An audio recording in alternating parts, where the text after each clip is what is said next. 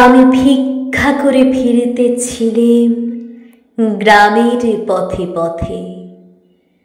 তুমি তখন চলেছিলে তোমার স্বর্ণরথে। অপূর্ব এক স্বপ্ন সম লাগতেছিল চক্ষে মম। কি বিচিত্র শোভা তোমার, কি বিচিত্র সাজ! আমি মনে ভাবতেছিলেম এ কোন মহারাজ। আজি শুভক্ষণে রাত পোহালো, ভেবেছিলেম তবে আজ আমারে দ্বারে দ্বারে ফিরতে নাহি হবে।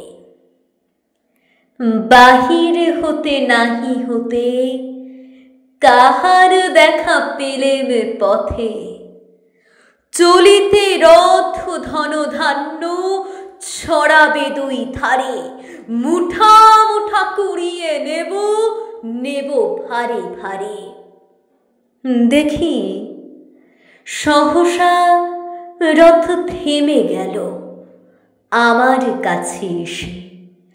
আমার মুখ পানে চেয়ে নামলে তুমি হেসে। দেখে মুখের প্রসন্নতা জুড়িয়ে গেল সকল ব্যথা। হীনকালে কিসের লাগে তুমি অকস্মাৎ?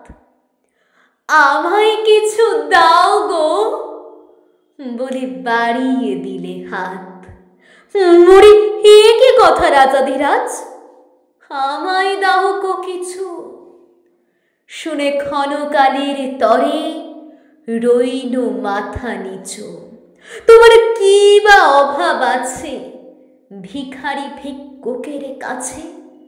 এ কেবল কৌতুকের বশে আমায় প্রবঞ্চনা। ঝুলি হতে দিলেম তুলে একটি ছোট কণা। যবে পাত্রখানি ঘরে এনে উজাড় করি, এ কি ভিক্ষা মাঝে একটি ছোট সোনার কণা দেখি।